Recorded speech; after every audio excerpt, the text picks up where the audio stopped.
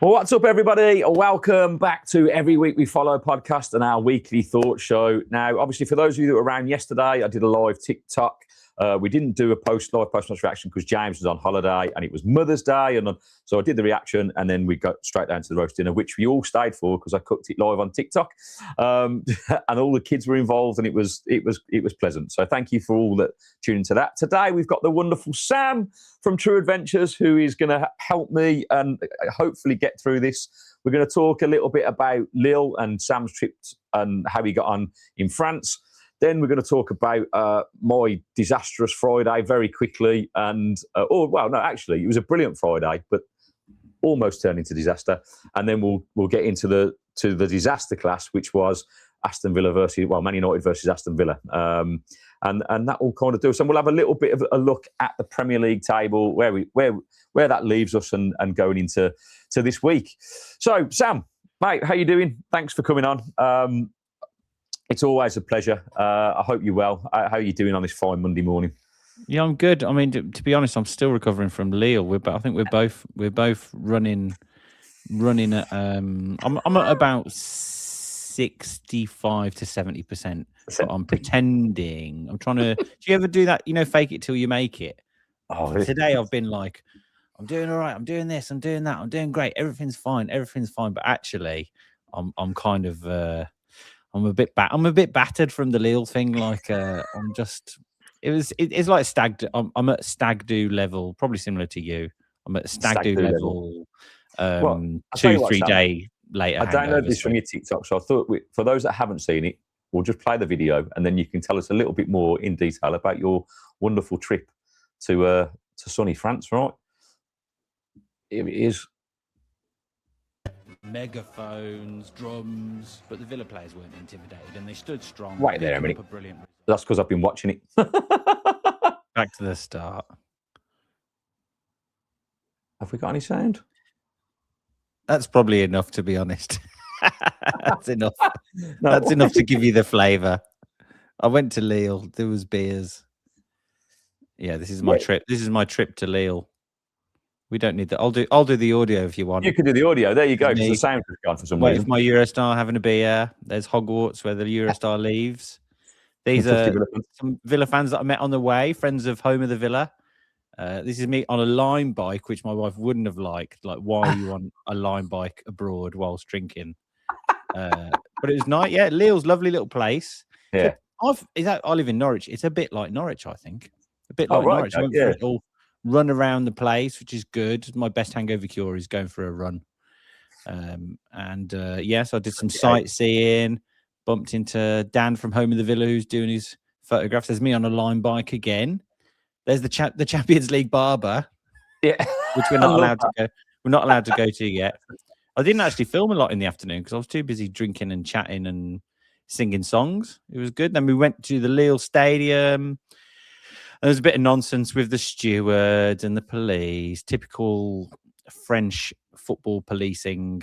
Yeah, what was that about? What was the issue? Do you know? Do you know what I think? I think they were bored. And they wanted to be the big man, and so they basically just provoked some trouble, and then it wasn't very nice. Some people got tear gassed, some people got tasered, and do you know? I think if it was the first time this had happened to English fans, I'd be a lot more. Something needs to be done, but really, it's not a patch on what happened at the Liverpool Champions League final. Yeah, that was really bad. And I don't know what the situation is in France. In this country, we unfortunately had the Hillsborough disaster, and since then, policing attitudes have changed in terms of avoid a crush, safety first, and obviously with modern technology, what the police seem to do now is they just film everyone and they just go nick them on Monday. Or they film someone who's doing something and they'll just go in and grab them and take them out. And that is the way the British police do it, whereas the French police, I mean, they intentionally caused a crush.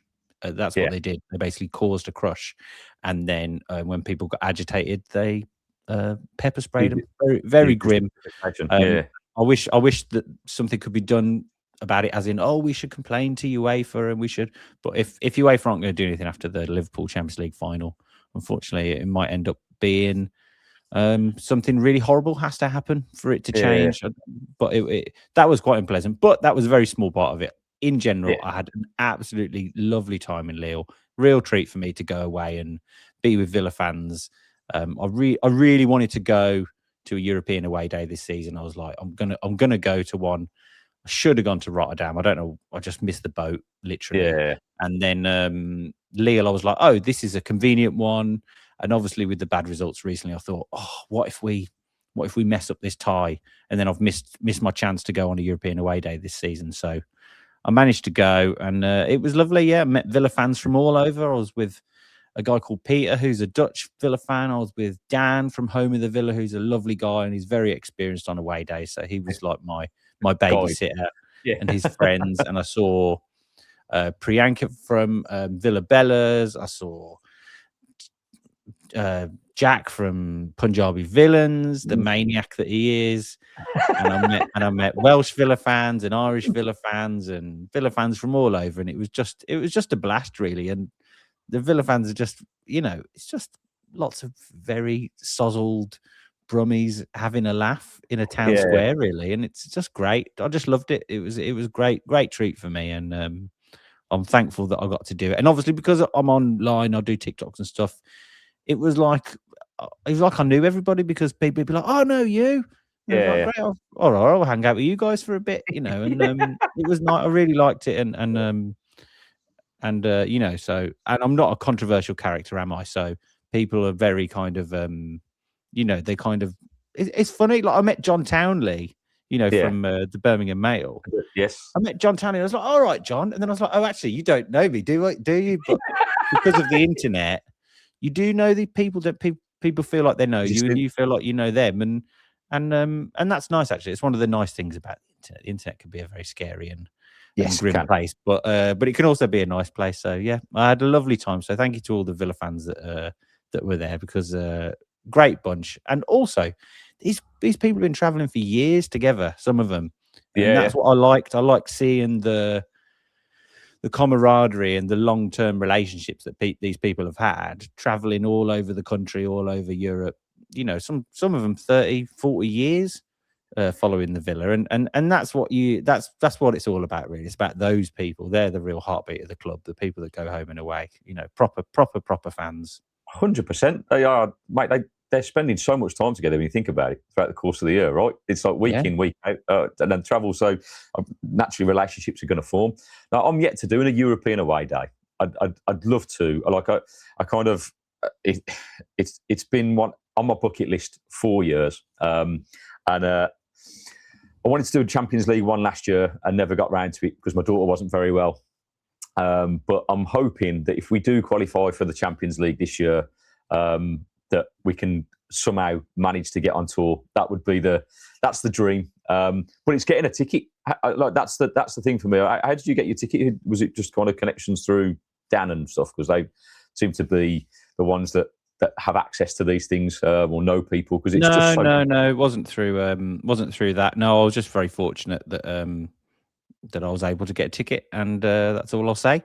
But getting a ticket is a very small part of the trip.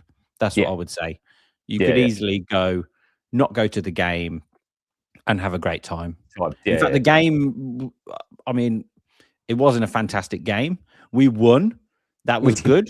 But the game was far from the best bit of it. Far from the best bit. It's really about the traveling, the being around the city, seeing Villa fans, even bump into Villa fans in your hotel, and it's kind of like it's just like a little holiday, really. That's what it's all about. And also, I was very determined, which I think a lot of Villa away fans in general are good at, to not let the result determine whether I had a good time or not. So I was very like, the game is the game, that's fine, but I'm not going to get into a tiz if Villa lose and let that kind of ruin my trip.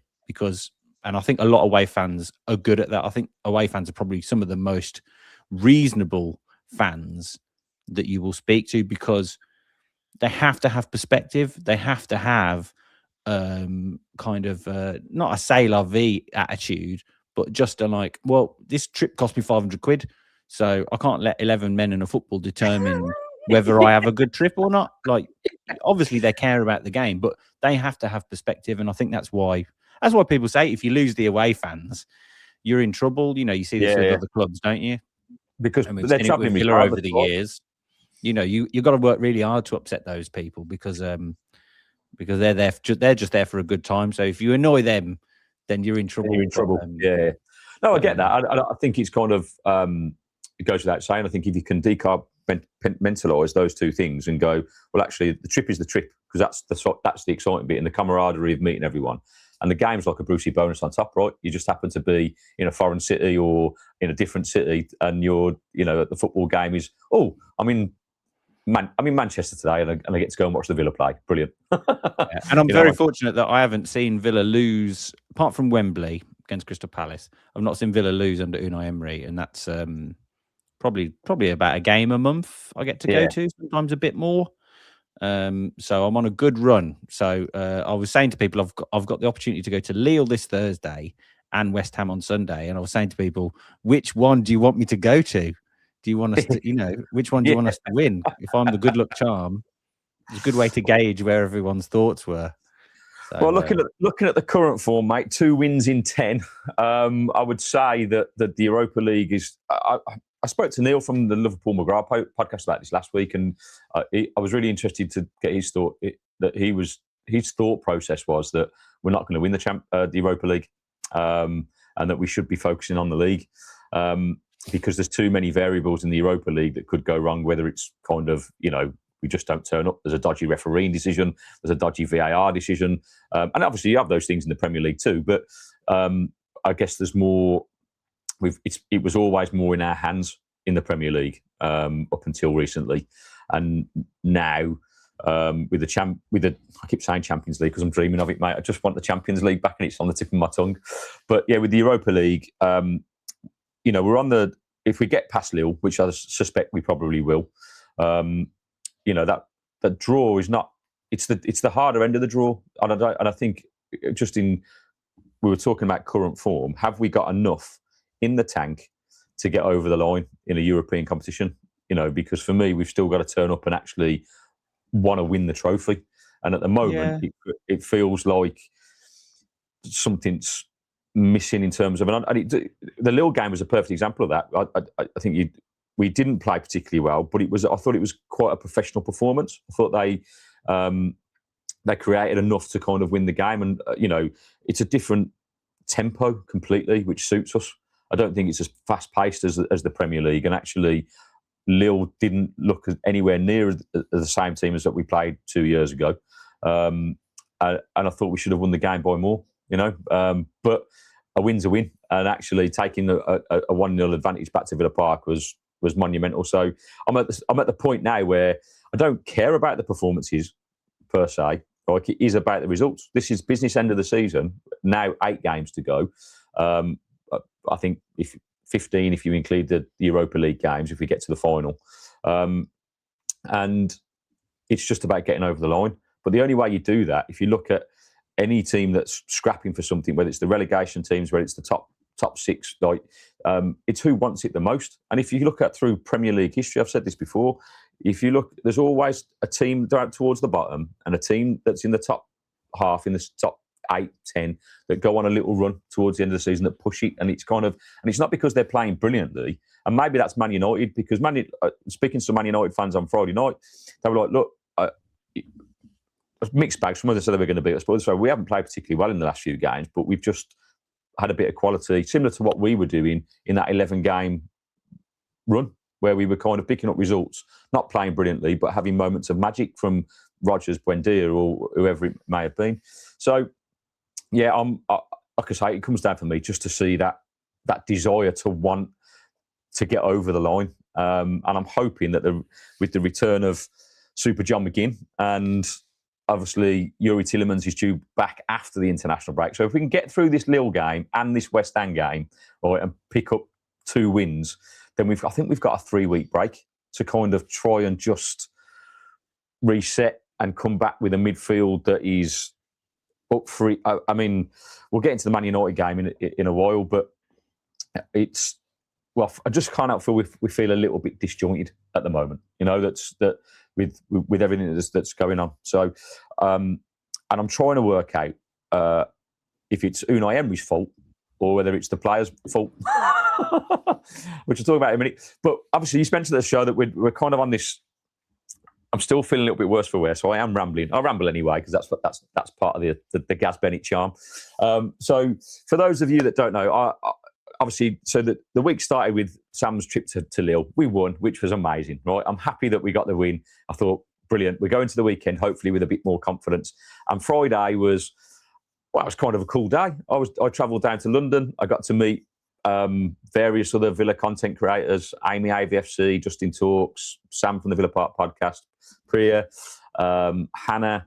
There was loads of other people from the social media world, some really big content creators. There's XG, or I don't know them all if I'm honest, but Man United ones, Spurs ones, and who I got to kind of chat to, and you know, and it was all good. And it was in a very nice part of London, in the Strand, at the 180 Studios, which was a beautiful venue which they'd kitted out for Finalysis.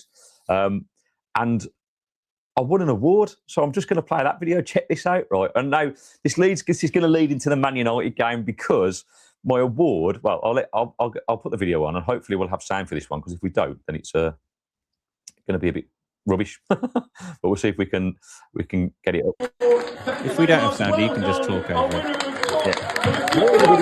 Halfway through, this is really. I want you to treasure that. So Gary, you are the top predictor on the entire analysis app. Should we turn the music off at this point? So why don't you make some predictions? So who's Aston Villa got this weekend? This is Man United. You're playing Man United? We are playing Man United. Well, as the top predictor on the Finalysis app, you can now tell us the score. Manchester United 1. And Aston Villa 1. It's going to be 1-1. That was Chris, the Man United fan, going, it's going to be 3-1. We're going to beat the 3-1. Really? It's a 1-1 draw. Thank you very much. Well done. Our winner of the top. Here's the moment of time. We've got the Trusty Villa fan list now start singing one of our own. That's Priya, who you were with in Lille. Yeah. He's one of our own! Gary Bennett! He's one of our own!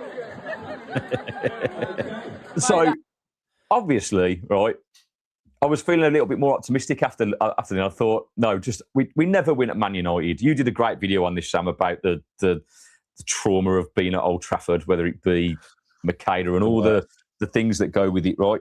And so, you know, we've won, I think, twice in the Premier League era at Old Trafford. It's been a painful experience. So I couldn't bet against us. So I went with the trusty 1-1. I thought I'd take a point and go on there.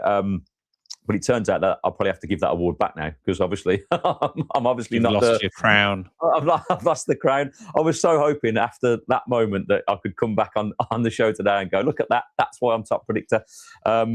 It was, but the show itself, obviously, it was, that whole event was put on by Michael McIntyre and the Finalysis team, and it was just a great opportunity to kind of see what we've been working on and the development of it and how far it's come. We met, and I don't remember this because it was a free bar. So I've been looking through the video footage over the last 2 days.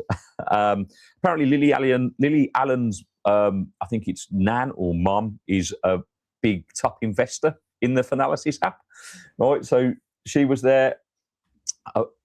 Many of us were talking to her and didn't even know who she was. And it was only I've only been told in the last few days that who it was. And I was like, oh, was Lily Allen there then? Or not? But I don't think she was. But I'll have to Google who that person is. I knew that obviously Keith Allen, Lily Allen's dad. So it's either a mum or Nan. I don't know who it is, but it was. It's been a fascinating. Anyway, it's fair to say that I'm going to put out a video later today of the actual day. I've got it in CapCut. I'm just cutting down little bits, but I've got to say a massive shout out to Sam from the Villa Park podcast for ensuring that I got home and back to my hotel safely when I was in a very, very vulnerable state at the end of the night. And as my wife pointed out to me, I would probably still be in London in a ditch somewhere if Sam hadn't have made sure I got home. And also to Simon, be on the wall, who's a Brentford fan. Go and check him out on all social media platforms as well, because I think that between the pair of them, they just ensured that I was okay and got in an Uber without being sick.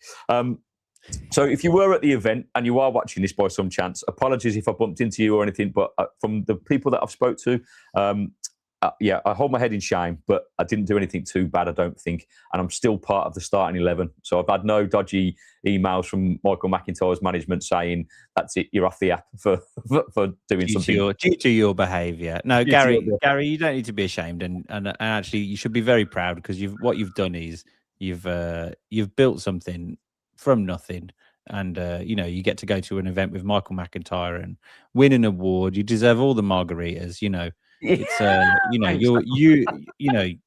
you are on every day, always on, always producing content, always doing stuff, and you should give yourself a pat on the back, because it's not, especially when Villa are losing. It's very easy to go online every day and kind of gloat about how well Villa are doing, but you still turn up online even when Villa are losing, and you're very genuine in the way you come across, and you should be very proud and see the hangover as a badge of honour.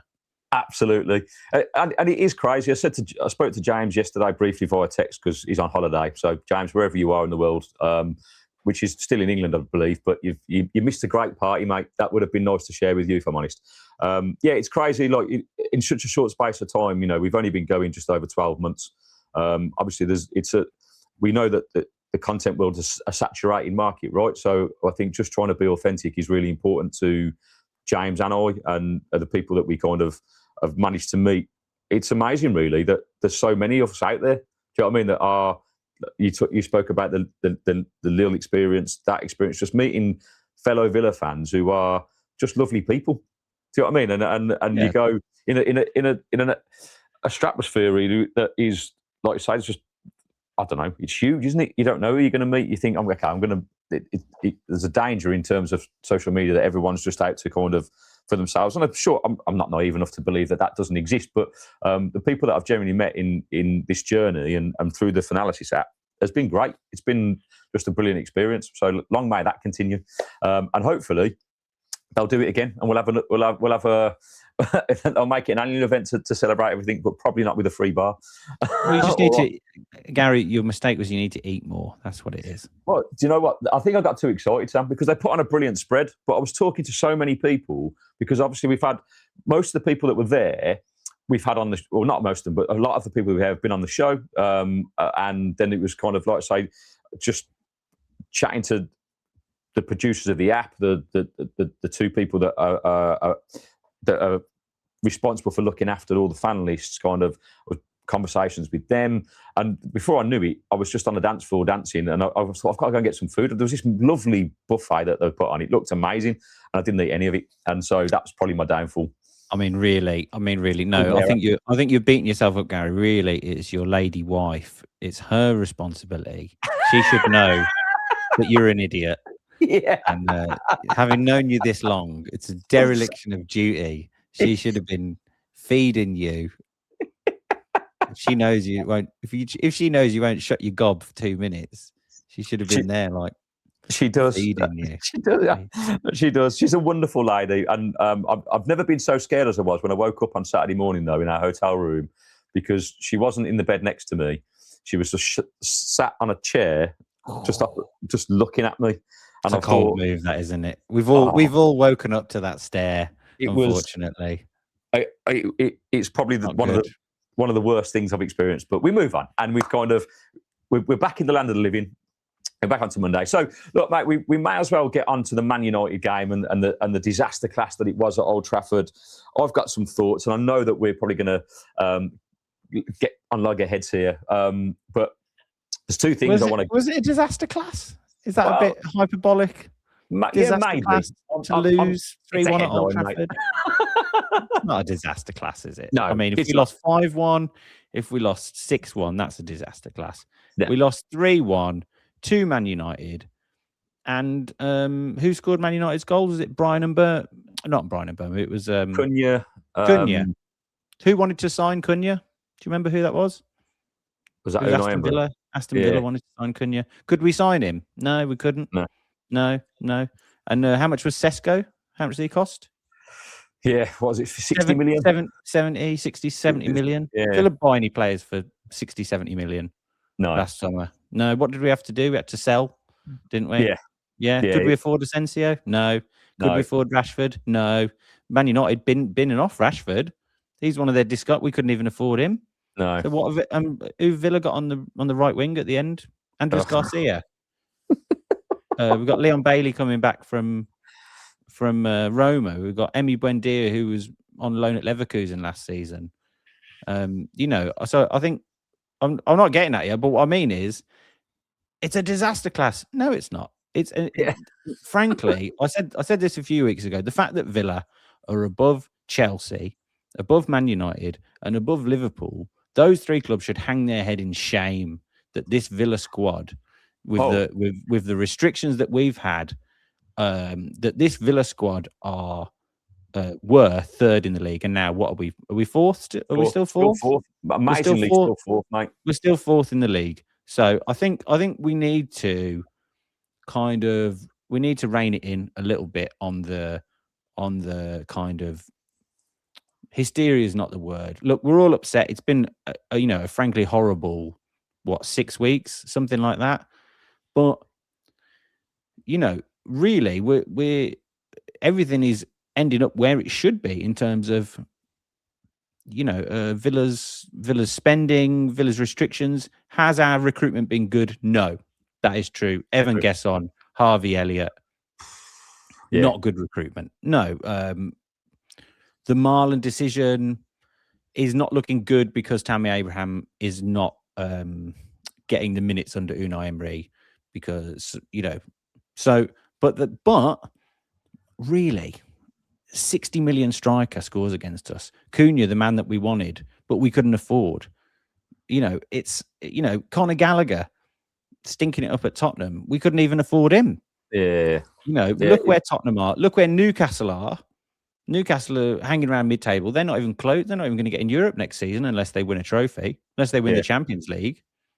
Are they still in the FA Cup? No, they're out the FA Cup, aren't they? They lost to Man City, yeah. So, it's what I mean is it's not as bad as it seems. The only thing that I would say is that I think I've moved past angry. The Wolves game, that did make me angry. I found that I was very angry after that game because I just hated every minute of it. And now I'm just a bit sad because I'm concerned that these injuries, those three absolutely deadly, crucial, perfect storm of injuries. Before those injuries, I think we would have walked Champions League and I think we would have walked the Europa League. And I'm a bit sad that because of something as kind of stupid as injuries, what could have been a special season may well peter out into kind of a bit of a nothing season. I don't think that's going to happen, but I'm just a bit sad about that. And losing to Man United, I hate losing to Man United, obviously. It always happens. And I know that your view is that the players are kind of are not putting in the effort that they should be. I think that is something that it's easy to think, but I don't think that is the issue. I think confidence. When you're not confident, you just don't run as fast. It's just, confident. It's not that they're not trying. I think that they're just not confident. And confidence is just an insane thing. You see it in one game. We score that equaliser, and for 5 minutes, right. We were back. We were back, weren't we? The real Villa was back. 5 minutes. He looked great for 5 minutes. I think this is my question, I guess, Sam, in terms of, and this is my dilemma in my head because as I always have a head and heart reaction to these games, right? So my head is exactly what you've just said, right?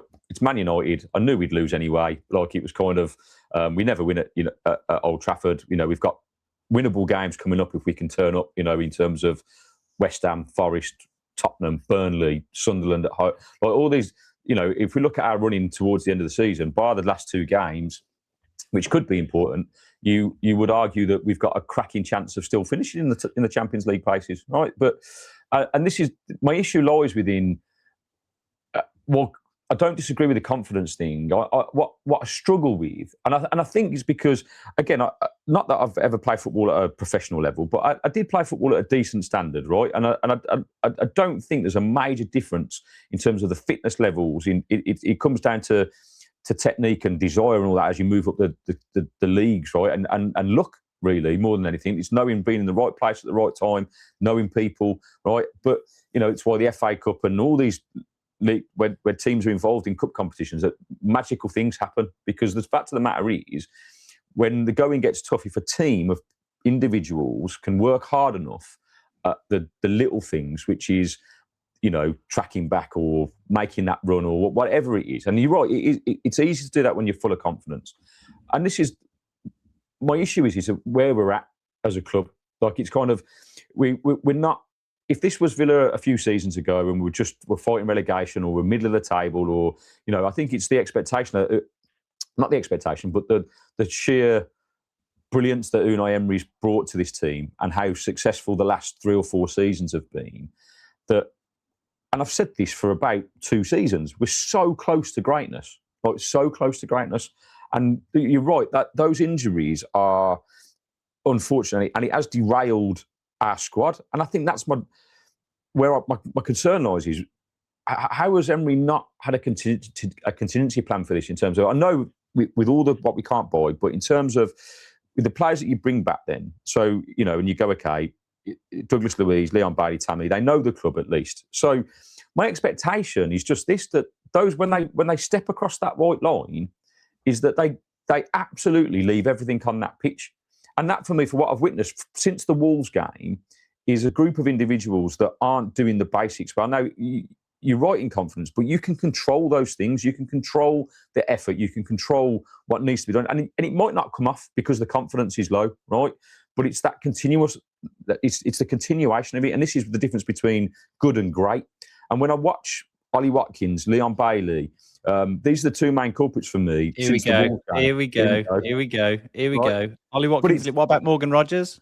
Well, Morgan Rogers still, like, when you play him in the correct position, like he has his... his position is the problem with Rogers, is it? But the other guys... So you play Rogers I think he was in the correct position against Wolves and Everton and Brentford and all the other games, Chelsea. I think he was in the correct position for them. You're absolutely right. Like Rodgers isn't, but it's Bailey and Watkins, isn't it? That's what it is. It's the reaction to stuff as it happens. Like, so Bailey yesterday for me, when he gave the ball away, which again I couldn't believe it. First 2 things happened. One is against Harry Maguire 1v1, and he does not try and beat him on the outside.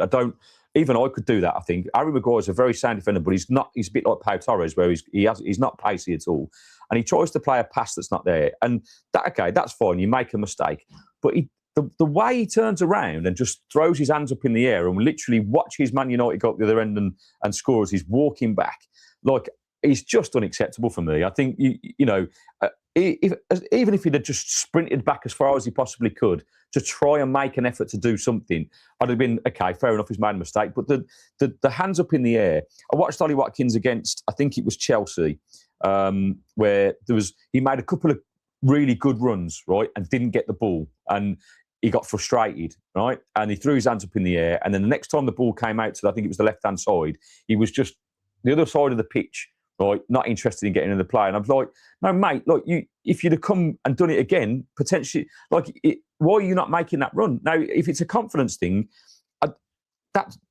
running's not a confidence thing. You still do it. You can still do it, and that's just my own personal. I think running is a confidence thing. That if you're not confident, then it's it's such an intangible thing in football, confidence. Like at the start of the season, Villa had no confidence and they were playing, it was terrible. You saw it. You saw it. was All awful. these players. Morgan Rogers at the start of the season, we couldn't make a pass, could he? No, he couldn't make a pass. He was even booed and- against Bologna. I remember that, mate. and everyone's his head's at Chelsea. We should have sold him in the summer, and then we go on that run, and everything's different. It's unfortunately it's injuries and confidence. The injuries dealt a blow. Should Unai Emery have adapted the team? Possibly, yeah. Should he have? Has he been trying to do the same thing without the players that have the ability to do it? Yeah, maybe. I think Emery's plan was we'll try and muddle through. And should he have stuck Tammy Abraham up front, and should he have put Ross Barkley in and Jadon Sancho in? I mean, those are things that I was calling for. Yeah, that is true. He's tried to muddle through. I mean, to be fair, he did put Ross Barkley in yesterday, and he did score, which is good. He couldn't put Sancho in. Sancho was out, so that kind of meant Bailey had to play a significant role. He's got McGinn's back, but there's no way no way he's match fit. No. And we're up against a Man United team that are flying, and so I know what you mean. Like, we don't like seeing players throwing hands up in the air, and we want players to chase back every single ball. But I don't think that's why we lost the game yesterday. I think we lost the game because we're on a bad run, and we're up against a team who are on a good run, and a team that is has had what, £500 million spent on it. And we've got Andres Garcia. Like, we all like to look for reasons, mate, that why at the end of the game, why is it going wrong? It's I guess, right, in terms, like, for me yesterday was kind of Emery's responsible for the team stage. I didn't understand, like, we've got. Is there a reason why we're little? Have you got a video to show? Yes, we've got a video I'm going to show. So we'll get into it. I just wanted to see what are your thoughts on this reaction from Emery, because this is straight after the second goal we conceded, right? And this was, I found this on TikTok, and it was a film by a Man United fan taking the mick out of us. It's got some Benny Hill music playing to it, so I've muted that, right? Because I suppose they're supposed to be funny, right? But it's really interesting. Just towards the end of this clip, it's only about 40 seconds long, I think. But look at, he starts off, I think he's screaming at Morgan Rogers, but then he pays his attention to Bailey, and just, I don't know. Like, for me, this video shows Emery clearly annoyed at what's just happened, right?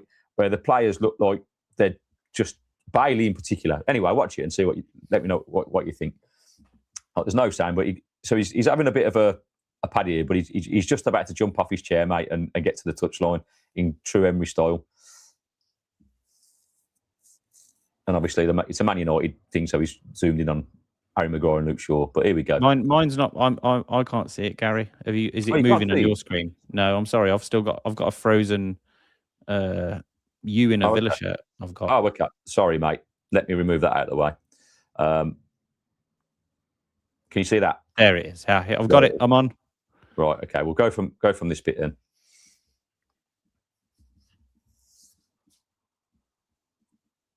Right. It's this moment here. So he says something to Morgan Rogers because you can see he's looking over.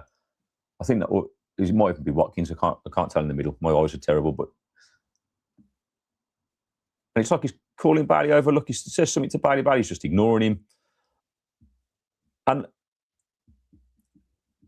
like, I see these reactions all the time from Unai Emery. So clearly, right, he's not saying to Leon Bailey, don't take your man on the outside. He's not saying, please give the ball away and then don't track back. And I just... He said in his press conference, though, didn't he? He said, was it in his press conference or his post-match interview? He basically said, I specifically told the team and Leon Bailey not to do that. Do not play unnecessary passes or do not play risky passes on the edge of the Man United box, because in transition, they will kill us. And so Emery's lost his head, because that's, we all do it with kids. Yesterday, I told my kids specifically, do not upset your mum. It's Mother's Day. This is not about you. It's about your mum. you know, and I pop out to the shops. I come back. My wife's got a face like thunder, and the kids have upset her, you know. And I lost my head with my kids. Had to give them a proper dressing down, you know. And you do the like, you're a disgrace on Mother's Day. Do you know what I mean? I'm disappointed. I gave them the lot, you know. But that's because I told them before, don't do that. Don't be doing that today. Don't pull any of that today because it's Mother's Day. And that's what Emery's doing. He's lost his head because he's like, I told you specifically, do not do that. And it's a bit of a carbon copy of the Newcastle game. And that's what Villa do. We are open to that, which is why Emery's saying don't do it, because we're wide open. Our system is not built for you to give the ball away on the edge of their box because they'll kill us. And that's exactly what they do. They've got Fernandes who can play that pass. Yeah. So I guess here's my biggest frustration with it. Again, I come back to where we are at the stage of the season, right? And that maybe it's PTSD from last year, right? That we know what's required to get what we need. And I think my concern comes from what it means if we don't get Champions League football this year, right? In terms of what it means for the club, what it means for the squad, what it means for potentially Unai. And we did it last season and we bottled it. We absolutely bottled it on the last day. That performance at Old Trafford last season was probably the worst performance from a Villa team I've seen in a long, long time, right? And considering what was on the game.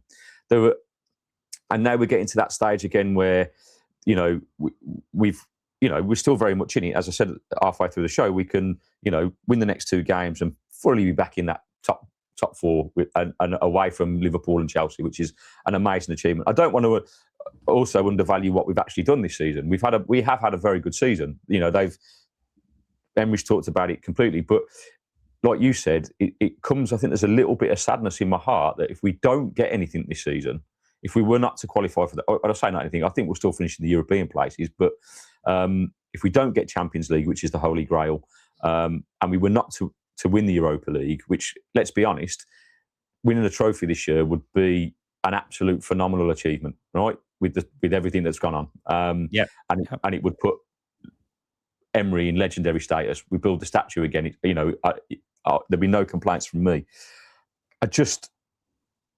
When I see things like yesterday and those responses, I'm concerned that the mentality of our squad is not there. You know, I don't know if we've got enough experience in that team at the moment that's got that winning mentality. And with those 3 injuries that we've had out, key components, right? Experienced players within the Villa team, Yuri Tillemans, John McGinn, Kamara. I thoroughly expected at least 1 or 2 of the other players, i.e. Emi Martinez, World Cup winner, right? He's not even had a bad season. I think performance-wise, he's put in some really good performances for us this season. But where's his shithousery and the personality gone? It's like he's just dropped off a cliff in terms of the commitment to the club. So, you know, obviously we had all the speculation at the start of the season. You have the Rodgers rumours flying around already. And so one of the things You're spiralling, Gary. You're spiralling. I am spiralling. Help me, Sam. Spiralling, mate. I just want us to win something, Sam. It's been 30 years. I was 16. You need to take a breath, man. He's thinking about Morgan Rogers leaving. I think I'm still drunk. And all of that. What's going on? Mate, it's not as... what you're doing is you're trying to find things that aren't there. It's the mentality. It's this. It's that. It's the commitment. And it's not, mate. We just lost. If at the end of this season, if Villa don't get in the top 5, and if Villa don't win the Europa League, it is not because we bottled it. If you know what bottling means? Bottling means you are better than other people, but teams that aren't as good as you achieve what you should have achieved because of your mentality. That's what bottling means. People throw it around all the time. We bottled it. So against Crystal Palace, we probably did bottle it because we had a better team than them. Yeah. We should have won that game and they beat us. Maybe we did bottle it. Against Man United last day of the season, I accept, we didn't turn up. It was a high pressure situation. But this season is not, we're not bottling top 5. We're being chased by Liverpool. Liverpool are bottling it. They bottled it yesterday against Tottenham, didn't they? Chelsea, you know, everyone's having a little bottling it party at the moment. Chelsea, Liverpool, you know, and Man United are the only ones that aren't doing it. But Man United, have they got any European football? No. They No. spent £500 million. Yes. They're one of the biggest clubs in the world. They should be above us. They should be beating us 3-1 at Old Trafford. That's the truth. Yeah. We shouldn't Yeah. be beating them. With the team we had out yesterday, maybe with Boubacar Kamara and Yuri Tillemans, then we're on an even keel. It's an even game. But with that team yesterday, what Ross Barkley, who we got on a free from Luton, Yeah. he's the man that's going to save us against £500 million of Man United. Like, I understand getting frustrated at the players, but look where Newcastle are in the league. They're mid-table. Look where Tottenham are in the league. You know, those are the teams that are on a par with us, really. Yeah, you're right. So it's the spiraling is just not necessary. Like, yeah, I don't. But when you get to the end of this season and it's like, oh, how was the season? Oh, Villa, they finished 6th and they lost in the Europa League semi-finals. Oh, why is that? Because they bottled it. No, because they lost their 3 most important midfielders for 6 weeks, and we lost Boubacar. We know Boubacar Kamara is the key. Yeah, You know, we do. I said with those three players in the team, Villa would have stayed on the coattails of the title race. Not really in the title race. Probably finished comfortably 3rd, and I think we would have walked the Europa League. Yeah. And with Tielemans and McGinn back, as long as things don't get worse, as in we don't get knocked out by Lille before Tielemans is back, as long as we don't continue to lose games and confidence continues to drop, we've got a good chance of doing both, really. Yeah. You need a bit of luck on the way. I don't think we've had a lot of luck recently. We did have a lot of luck during the run, but things even out, and things will even out. And I think, look, it's not like losing to Man United. I don't like it. Like I said, the Wolves game, I was upset. And some of the other games, I was frustrated. But really, losing to Chelsea should beat us. They should batter us. Rightly so, they did, even with their stupid huddle. But Man United should also be beating us. But we've got now, between now and probably the Liverpool game, we've got a run now where we can pick up points. And those other teams are wobbling. The points total might not be the points total that it has been in previous seasons. 66, 67 is the points total. But with the way Liverpool were playing, Szoboszlai yesterday said we don't even deserve Conference League. I mean, imagine if Villa had just conceded a last-minute equaliser against that Tottenham team. Yeah. You know, what a state we'd be in then. You know, all that money Liverpool have spent. It's 400 million. It's mad, isn't it? Yeah. Like, that's the situation. There are legitimate criticisms, and I totally understand that, and I agree with some of them. Should Unai Emery have changed the system when we didn't have the players? Possibly. Should he have put Tammy Abraham in the team and tried to work the team around Tammy Abraham a bit more rather than relying on Ollie Watkins? Yeah, I think he probably should have. Should Ross Barkley have been there to kind of bring in the ball playing element that Yuri Tillemans brings? Yeah, those are my opinions. I agree with that. Yeah. The Marlon transfer, I don't know about the Marlon transfer. People are like losing their minds because Marlon's scoring goals in Serie A. Do you know the drop in standard between the Premier League and Serie A? Yeah. Like, come on, mate. Like, just because Marlon's scoring against Udinese, like we're playing Roma and Bologna. Oh, we've played Bologna, one of the best teams in Serie A last couple of years. We've battered them. Like, aside from this week in the Champions League, look at the difference between, like, what was it, 5 out of the top 8 in the Champions League were English teams? Like, come on, mate. Like, great, good for Marlon scoring goals in Serie A, but Keenan Davis is like one of the top strikers in Serie A. Like, I love Keenan Davis, he's great, but come on, man, Keenan Davis. If Villa had signed Keenan Davis at the start of the season, would we all have been buzzing? No. So come on, let's get real. Let's get real about it. It's just like Marlon. It's the same thing people have been doing. John Duran. Did you see that goal John Duran scored in Saudi Arabia? Oh, we should never have sold John Duran. Give me a break. Like, come on, he's an idiot. Like, he's an idiot. He's an idiot. The Marlon one's interesting for me because I just, similar to Tammy, like my criticism comes from him just not utilising the squad, because both Marlon was never, everyone said he couldn't play number 9, but he was never really given a run of games as a number 9.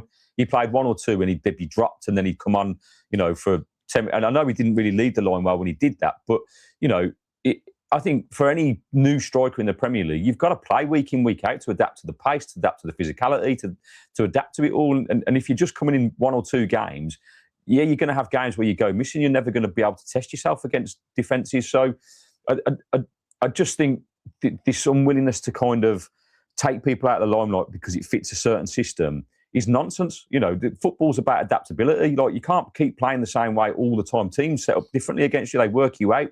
Like, good coaches adapt in game, you know, and go, actually, that system's not working. So we adapt it, and we kind of, I mean, you should have a team of professional footballers that know how to play systems throughout whatever tactical one you want to do. That's surely, or you get paid the big bucks. If you want to play 4-4-2, or you want to play 4-3-3 or 3-5-2 or 4-2-3-1, whatever it is, like, just drop it and you go, yeah, I can do that, no problem, right? And it's just this nonsense that we can't play certain players in positions because it's not their natural position needs to be improved, because we need, for me, just something a little bit different, like, you know, just to give a try. I'm not saying Tammy's the answer necessarily. Like, he came on for 30 minutes yesterday, didn't exactly like the thing. He didn't look sharp. He had a couple of really poor touches. No, you know, and the truth is, he hasn't, in open play, he hasn't really. I mean, you know, look, Watkins had a very, very bad game yesterday, and he's had a lot of very, very bad games recently. And you know, I'm not going to pretend he hasn't. And I've already said that I wanted Tammy Abraham to come in. I definitely wanted him to come in for the Wolves game. However, when he has come in, I don't know. Yeah, I think that's it. I think if we're talking about criticising Emery, which is not something I like to do, because the truth is that he's a miracle worker, and Villa are in an absolutely insane position, and we're the fourth best Premier League team over the time that he's been in the Premier League, which is an absolute joke, and he's using basically Dean Smith's team to do it. Yeah. My concern is that Emery, players come in and he discards them, and not many clubs give the amount of power that Villa do to Unai Emery in terms of transfers. Like, Emery basically says, I want this player.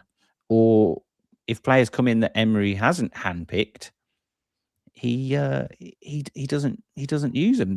There's kind of this disjointedness that, you know, we're paying all this money for Evan Gesson, and he's playing him on the right wing, and it seems like that was not the right position for Evan Gesson. Okay, so how did that work out? Whose fault is that? Is that Unai Emery's fault? Is it Monchi's fault? You know, we bring in Harvey Elliott, and, you know, so both two things can be true, can't they? Yes, we are working with one hand tied behind our back, but the hand that we isn't tied behind our back, we haven't used very well. But perspective-wise, we're fourth in the league, working with restrictions that really, I mean, and a squad, really, what are we talking? 6th or 7th in the league? We are punching above our weight, and continue to. Things have leveled out recently. And unfortunately, and it's not nice. You know, if it had been not a 10-game winning run and we'd lost a couple of games on the way and we were ending up kind of in the same position, you know, it's just that it's been such a horrible streak, then a great streak, and then another horrible streak. It's just really rough. And the thing I was thinking this morning is, the thing that I really am kind of down in the dumps about is that I haven't really enjoyed a Villa game for about 6 to 8. I think probably the Arsenal home game was maybe the last time. I think we followed that up with a Chelsea win, didn't we? And to be fair, Man United, that was in December, when we beat Man United 2-1 and Morgan Rogers scored those 2 wonder goals. Gary, you got rose-tinted glasses on. We were awful that day. Do you remember that game? We stunk up the place, but we won. But what I mean is, like, like the Arsenal game, at the end of that game, yes, we won, and that was amazing. But the performance, I was just the performance was proper. That was brilliant. I'm so proud of this team and what they've done, and I just enjoyed it so much. Yeah, I agree. I think that's the real shame, is that I enjoy watching Unai Emery's Villa. I love it, and the past 6 to 8 weeks, I've been like, oh god, I've just had the heart. The heart's been ripped out of the team. The confidence has hit the floor. But it's not over, Gary. It's not done. Not by a long shot. It's not over till it's over, Sam. It's not over till it's over. Lille on Thursday, we've got a job to do. And I don't know if you said this on air or off air, that European football does suit Unai Emery's style a little bit more. The slower build-up, the control. I'm confident that we will beat Lille on Thursday. I mean, who knows? It may end up being a mad night at Villa Park, and it goes all the way. And maybe that's what we need is to be on the precipice, because we've been living on this kind of 9-point cushion, 6-point cushion, or we're still third. We're getting to crunch time now, and we've said this since the start of the season, that when it comes to the crunch, what are these players going to do? When, that resilience, what's going to happen when the fear kicks in? What's going to happen? Well, we're going to find out.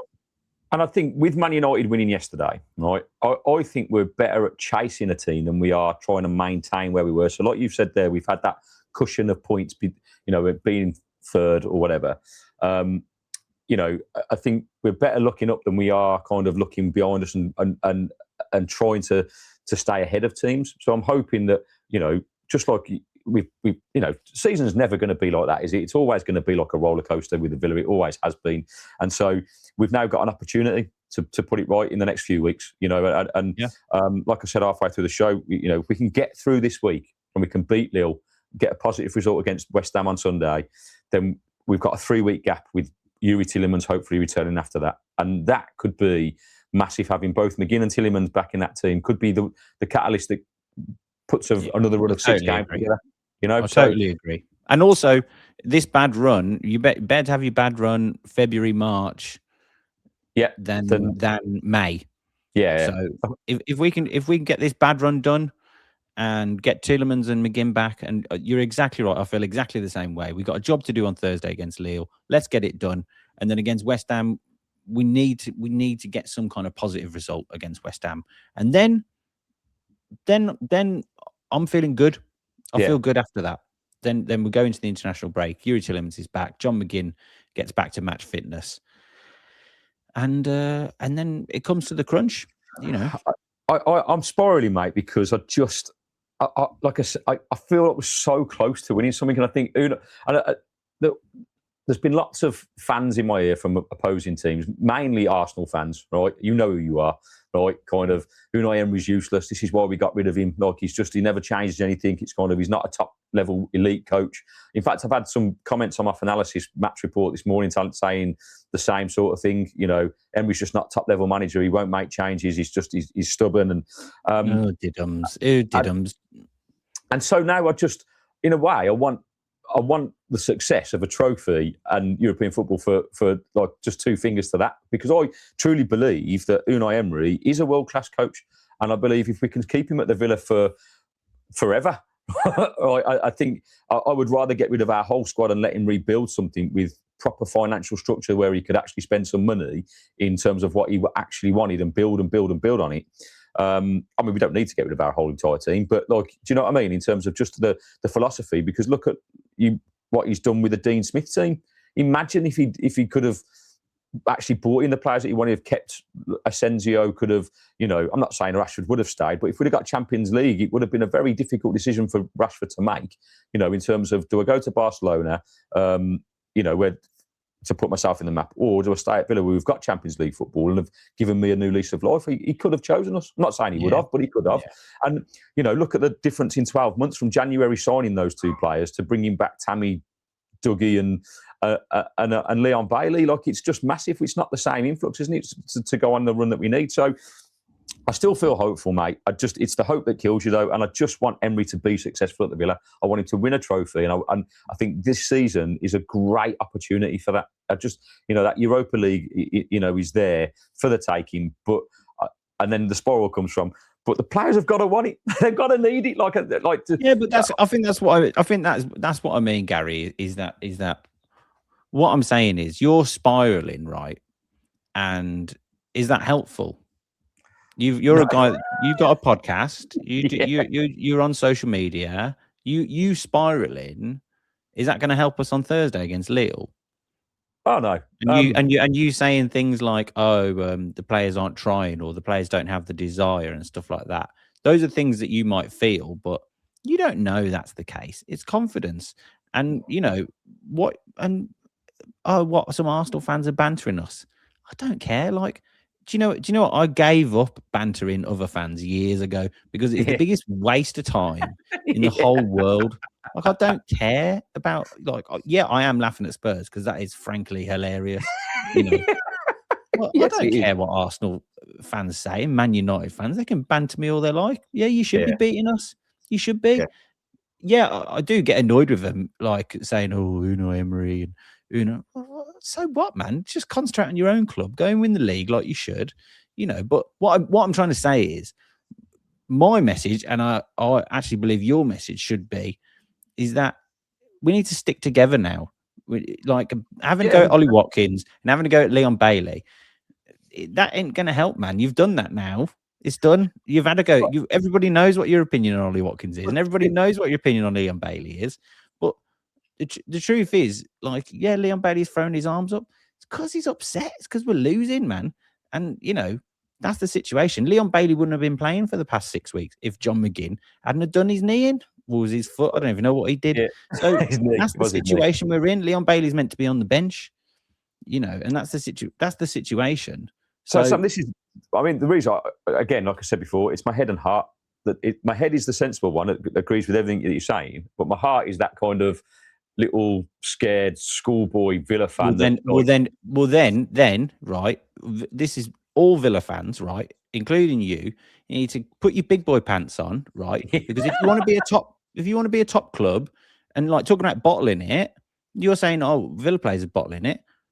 We can't bottle it either. So on Thursday against Lille, you need to turn up and be like, "We are Villa Park," not like, "Oh no, oh see," and "Oh, Leon Bailey and Ollie Watkins." No. Like you need to get your head in the game, right? This is me giving you pep talk now. Get your head in the game, right?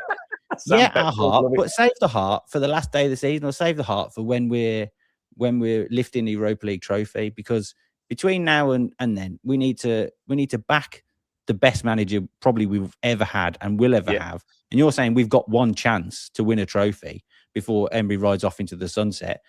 I agree. This is what I think. Yeah. Us kind of reading too much into things, like, oh, Leon Bailey's friends. Look, man, we got beat by a team that spent £500 million for a 70 million striker up front. We should be getting beat against them because we're missing all our best players. We need all our best players to be fit. We need all our best players to be firing. We need them to be on good form, good confidence. And then we have a chance to get into the Champions League. Then we have a chance to win the Europa League. But if all those elements aren't there, and part of that is the crowd at Villa Park, like people are kind of like, the crowd. We've seen at the Emirates what a nervous crowd can do to a team. Yeah. So that's what I'd say is take your nerves and park them. You know, and if you need to have a margarita, have a margarita. You know what I mean? Have 2 margaritas. That's what I mean. That's my opinion. So, like, I'm going to be at Villa Park on Thursday, and I'm not going to be there worrying, and I'm not going to be there. I'm going to be there saying we're here to get a job done. You know, and I'm going to be shouting them on with that attitude. That is my attitude of I have a job to do as well as the players on the pitch have a job to do, and part of my job is to keep my head. If I start you know, remember we saw it was at the Brighton game. The fans behind Tyrone Mings goes over to talk to Leon Bailey. And in fact, you were doing it, Gary. There's a video of you doing it as well, going, "What are they doing? What are you doing? Get on with it." And they score and you go, "Oh, yeah, that was good, wasn't it?" That's head loss, man. Yeah, Take your head loss. Just park it a minute.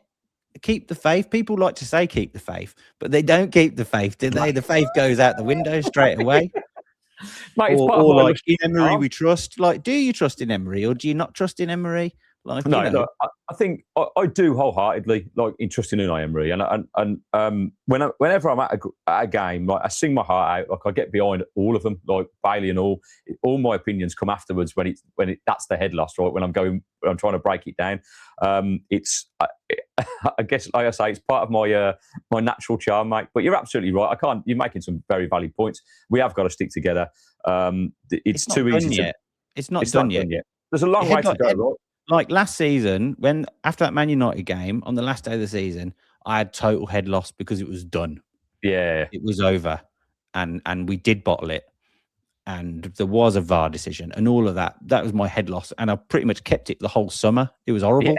Yeah. I know a lot of Villa fans were the same, and it sounds like the players were the same because that's why we started the season so badly. Yeah.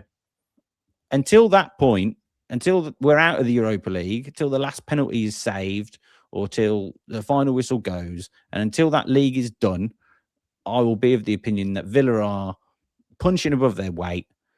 We're dealing with the most horrendous injuries, but we've got an amazing manager, and it's not done yet. And form can turn, confidence can turn. It's not done yet. So that's my final word, Gary. It's not done yet. Mate, Keep the faith. That's a nice way to round it up. And just before you go, we'll have a quick peek at the top of the Premier League table, mate. Because through all that and the head losses of my I guess mental instability, which is why. But we'll call it an ADHD head loss, mate. That's why I can't. It's navigating the emotions, right, of football. That's what it is. Yeah, it's kind look of at Chelsea's form. Look at Chelsea's form. Yeah. That is bad, isn't it? It's so bad, mate. Like it's not great at all. And the fact that the saving grace this weekend is that those Liverpool and Chelsea results have gone massively for us. So we've stayed somehow fourth.